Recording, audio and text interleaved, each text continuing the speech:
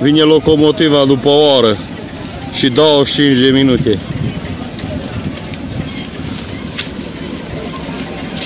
Stăm aici fără apă, fără nimic. Ăsta e CFR-ul nostru.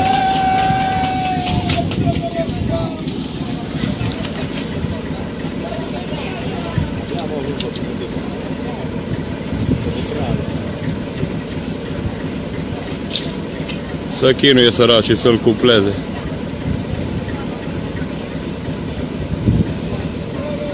Ăsta e CFR-ul pentru care plătim.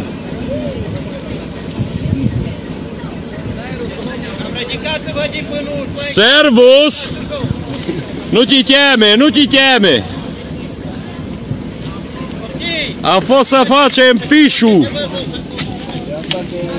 No, bun, hai că merem!